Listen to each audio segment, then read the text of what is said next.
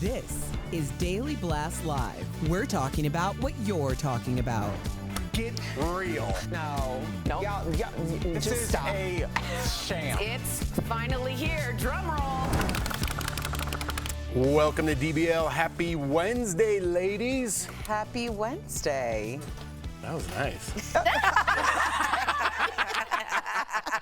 That's it for me. I'm done. All right, let's get to it after that. Katy Perry is challenging the idea that you need to be unhappy or in pain to create great art. So Katy told Fox News Digital that the biggest lie any artist is told is that you have to stay in pain in order to be a great creator. Katy said you can have a happy life and family and still create great art, and she expects her new music will be reflective of the happy place she is in now. You know, I know people love to rain on happy, but Katy Perry legitimately is one of those artists that every time I've had the pleasure of interviewing her quite a few times, super like sunshine, unicorns and fairies, and not only that, the group that she travels with is also like that. Yeah. So I don't think it's a put on at all. I think that that's just legitimately who she is. She comes from humble beginnings as well. Yeah. So I Kate Hudson. Kate Hudson? That's her name. Oh, I thought. Oh, that's her name? Oh, I didn't even know that. I think I did know that, but Goldie Hawn's, Hudson. really? Mm-hmm. Goldie Hawn's daughter. So she went with Katy Perry because Kate Hudson There already was is one. famous. Yeah. Interesting. Yeah, when I think of her, I think of summer. Sometimes you have to have a good summer jam, like you always say, and she's full of them. California girl, I put the windows down. You know what I mean? It's like, it's just like whatever the lyrics are. But the idea is that I think really good art does come from pain, but I also think there's a genre of pop where you're trying to get people up and dancing, where it doesn't have to come from, let me quote Taylor, a tortured poet's heart. It doesn't have to always be that way. It's just a different genre. No, I think it depends on the art. I respect artists as well, like Adele, that has very few albums really, but she only releases music when she's really got something to say, and often that is when she's going through a divorce or a heartbreak. Hello. Yeah, but I love it, and I'm here for it. But I also love, like Lionel Richie dancing on the ceiling, just fun, happy, like Katy Perry funness. But it rarely works for a lot of people. People don't want to always hear happy, sadly. I don't know why. Footloose. Another one. Footloose. Yes, Jeff? Got to get over this dead air sometime. 7 years going strong. Yeah. I think pain definitely helps you write. I think it comes from somewhere. I think it's a reason to get your feelings down on paper, and people could really relate to that because you had a breakup. Everyone had heartbreak when they were young, right? But I think transitioning into happy is okay. Taylor Swift doesn't seem to be doing that. She's a tortured poet still. I know. But even Biggie, birthdays were the worst days. Now he sips champagne when we're thirsty. Like he was all about positivity, at the end of his career. I love Jason Mraz. He's all about positivity. Totally. But I understand heartbreak helps write the lyrics, but you don't have to be stuck there forever. And sometimes you can be stuck in a season and not get out, and it becomes a little bit repetitive. Because the fans are sometimes dictating what they want to hear. Right. And sometimes what they want to hear isn't resonating with the season that you're in. Correct. Like if you think about just in terms of, the way that a lot of people will see it, like content creation, whether you have like 100 people who follow you, some people are only there specifically for this portion of your life. And then other people want to see like more of a full picture. Totally. And that's how you, like artists are kind of like combating that. Do I give the fans what brought them to me? Right. Or do I try to convert them into the next era of my life? And that's a very tricky balance to I'm do. dealing with that right now because I'm dealing with the grief of my mother, and a lot of people are following me now just to see grief. Yeah. They just want grief. They want Tori crying, and I do want that, but I don't want to get frozen in this season. Right. Yeah. I want to move on, and so I want the followers, but they're like, show us more grief. And I'm like, I don't want to feel that way. Yeah. That's okay. Yeah. Yeah, you balance it out. Yeah. Like Bob Marley. He was fighting about a Right. revolution, but he still wrote about beautiful, positive things. Three little birds. That's right. Speaking of suffering for your art, Taylor Swift's new album, The Tortured Poets Department, is already a big hit. It became the most streamed album on Spotify in a single day with 300 million streams in just 12 hours. And it's expected to break more records when Billboard releases its numbers next week. Taylor's also gearing up for the next leg of her Eras tour. I thought it was over, but this one kicks off in Paris next month. International. That's right. And people can't get enough of her relationship with Travis Kelce, but is all this Taylor too much? Is it overexposure to in some extent, Steph? Oh gosh, I mean, that must be a really, really, really hard situation to manage, because it's very rare that people will, I mean, we have many celebrities, but few that reach that level of stardom that span over different generations, that people love, people all across the world. Like, she's huge. But I wonder if she will, like, you know, take a bit of time out after her tour, because she's non-stop. She must be exhausted, let's be honest. Yeah. I mean, she puts on an amazing show. She's bringing out music. Like I said the other day, what artist is putting out 30 new tracks on an album? They've normally been like 10 or 12. I mean, she must be tired. I mean, maybe it'll be good for her and Travis to have like she had a year sabbatical. She went off to London, had a bit of a break. Who knows? I was listening to one of my favorite podcasts, Too Personal, with Taylor Rooks and Joy Taylor. Check it out. But they were talking about fame and the idea of the fame, fame machine. And the quote was, "I've seen a bee drown in honey." And the idea is right, because what happens is, and I can understand, like, when people are overexposed or they're out there all the time, then there starts to be this pushback, and there starts to be this feeling of like, okay, we get it, like, we've seen enough. Taylor Swift may be an anomaly in that, because her Swifties are so passionate about everything that she does. So even in a bubble, she could survive and continue to thrive with just her core fan base. But in terms of all of the fans who are like, yeah, I like Taylor, or I like this particular song, that's going to be a tricky balance. Yeah. I think she should back out. I think she's got to back out. Not back out. I think she should. I think if anyone knows, it's Taylor when the meter's gone too far. 30 songs is a lot. She's opened her heart, and that I think she will retreat a bit, go to Europe, and she reads the room beautifully. I think she can feel the honey more than most artists, and it would be strange for her to be doing more press for me. I think she's going to go a little bit quiet on the American side. I hope her management. This is one thing. They get greedy, right? Look at Bieber. Look at Britney. People's management sometimes gets very, very greedy, and let's not forget, she is the backbone and the salary of so many people. She keeps a lot of families supported that work for her, work around her, managers, tour staff, whatever.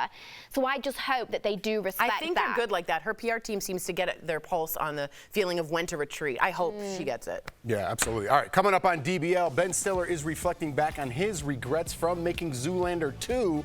Why did it bomb so badly? And we're talking with a woman in her 40s who's defying age expectations by competing in a pageant.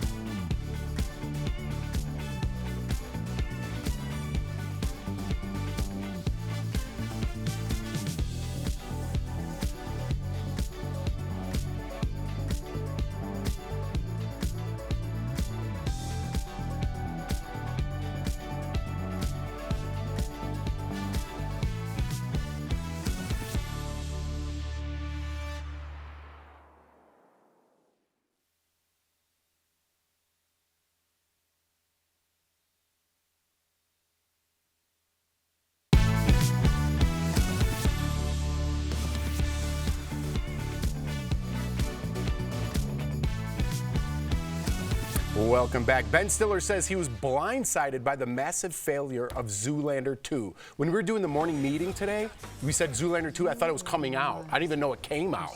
Well, it bombed.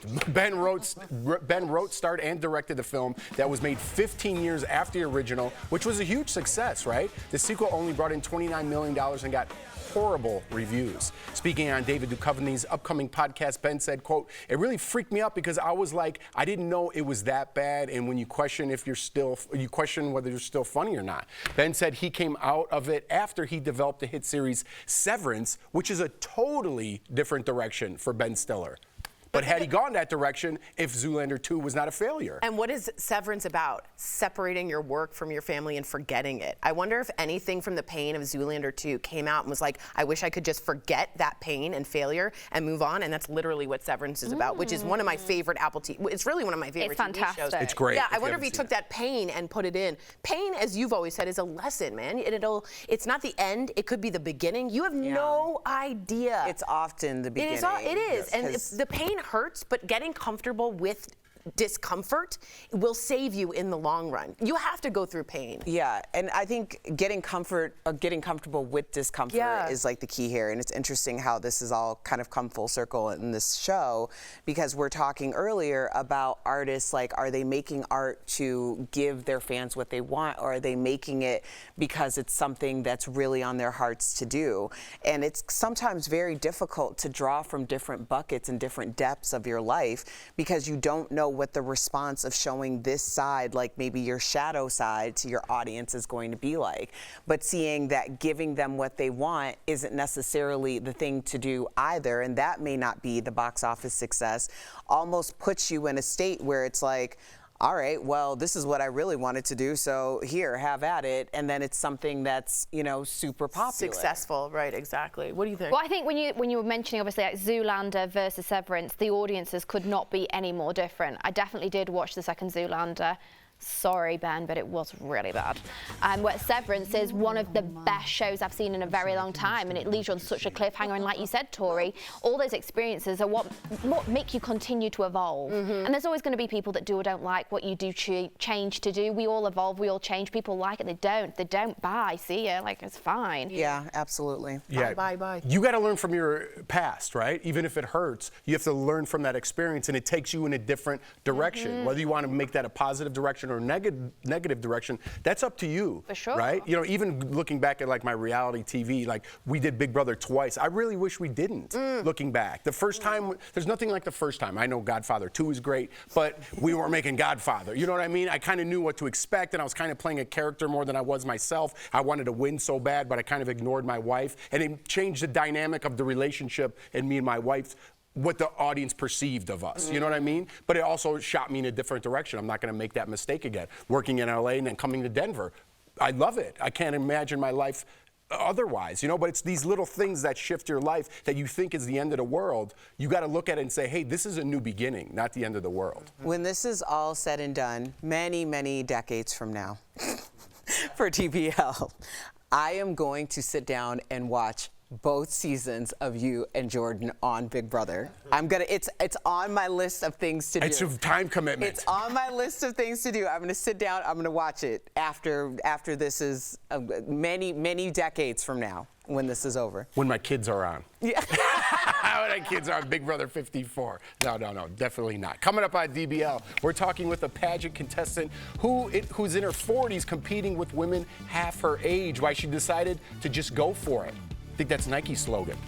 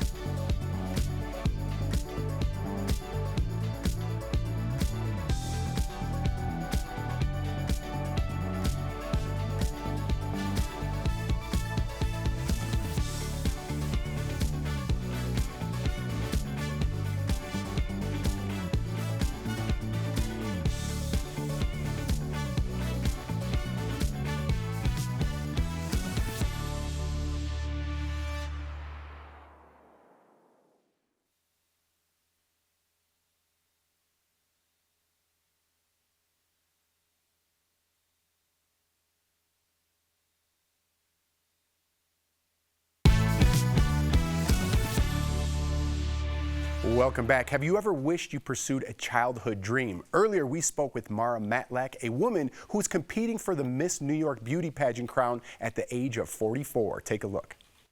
Please welcome Mara to DBL. Yeah. Hey, DBL, how are you guys? Yes. Burst of sunshine. All right, Mara. At 26, you were supposed to compete in the Miss New York USA pageant, but at the very last minute, you dropped out. Why? Yes, I was about to fulfill my childhood dream of competing at Miss New York USA, the preliminaries for Miss USA. I had prepared the whole year, and I had to withdraw at the last moment because I got a once-in-a-lifetime career opportunity that wasn't going to come around again. And I made the decision to prioritize a guaranteed opportunity for my career, which is something I think a lot of people can relate to. Yes. But nonetheless, over the past 19 years, little Mara has always been whispering in the back of my mind, you know, what if, what if? But I did have to accept that that dream was closed to me forever. That door had closed. Mm-hmm. Well, many women can relate to putting their dreams on hold, as you said. But what made you decide to pursue your pageant dream now at 44 years old? So as of 2024, the Miss USA organization has eliminated the age restrictions, and I'm now once again eligible. So childhood dream, here I come. Yeah. And ironically, I couldn't be happier that it turned out this way, because if I were to win this title now at age 44, I would make history at Miss New York USA. And if I walked across that stage at Miss USA at age 44, I would be the first to do so. And I can say with 1,000% confidence that I can make more of an impact as a title holder today than I could have when I was 26 years old. Absolutely. Because I have a larger purpose now for competing. Well, Someone's been practicing their speech. No, and very good, though. Our chat is lighting up right now. Just saying she's incredible. She deserves to win. Megan Alexander says, you go, girl. You look insanely amazing. I will be rooting for you. So you are inspiring people left and right. So the majority of the contestants are in their 20s. Have you experienced any negative feedback given the age difference? Honestly, regarding negative feedback, I don't receive that. I reject that. I'm over here in my childhood dreams era. I'm in my working hard mode. And I mean, like, it's so silly. I don't know what people are expecting. Like, oh, I'm hobbling across the stage in my swimsuit with my cane, like the blasphemy. I'm wearing a piece of fabric like a swimsuit. I don't know why my old lady voice has a British accent, but regardless, it's also silly. You know, like, women of all ages deserve to be celebrated for the contributions we're making, and that's exactly my goal in competing for Miss New York USA. Love it. Well, speaking of working hard, let's talk about the pageant. It's in June, but when did you start preparing for it? The moment that I found out the age restriction had been lifted, in fact, I didn't even have it confirmed. I just heard a rumor and I started preparing. So I was hitting that gym. I was getting my trainer. I was planning my wardrobe. I was practicing in heels because honestly, I have not worn heels since COVID. I've been living in my yoga pants and my Nikes. So it's taken a lot of practice to put those stilettos back on again. Yeah, I have a good, really long spreadsheet going of all the stuff, all the things on my spreadsheet. I'm a big spreadsheet person. You look fantastic. We only have about a minute left, but I hear it's all about the dress. What can you tell us about yours? Yeah, so I actually saved my gown from when I was supposed to compete in 2005. It's been cluttering up my mom's closet and been through like every move that my parents have done over the years. And when I realized I was going to compete again, I called my mom and I said, you know, Mom, it's your lucky day. I'm taking the dress. And I'm going to actually use pieces of the fabric and intertwine it into the gown that I'm wearing on stage. So that way I can take pieces of who I was with me on stage in Miss New York. That is beautiful, Mara. We are rooting for you. This has been so inspiring. Thank you for sharing your story. DBL Nation, you can follow her, so be sure to, and her journey on Instagram, and see the state competition June 28th through the 30th. Thanks again. Good luck. I hope we can have you back on and have some success. Childhood dream era. So good. Congratulations. We'll be right back. Thanks.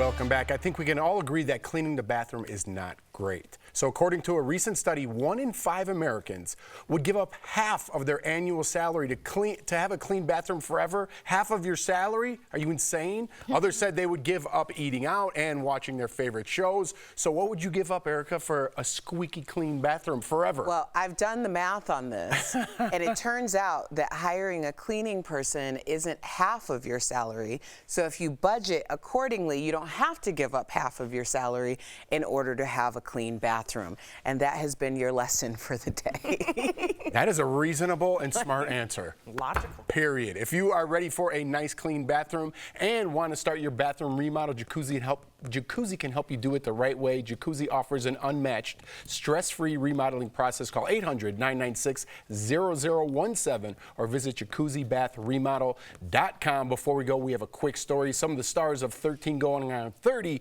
reunited on Zoom. Is this COVID? For the movie's 20th anniversary. Remember this thriller dance scene? Anybody? Yeah. All right, well. Iconic. Speak up if you know them. During the reunion, Jennifer Gardner, Mark Ruffalo, and Judy Greer talked about how life has changed in the past 20 years. Watch.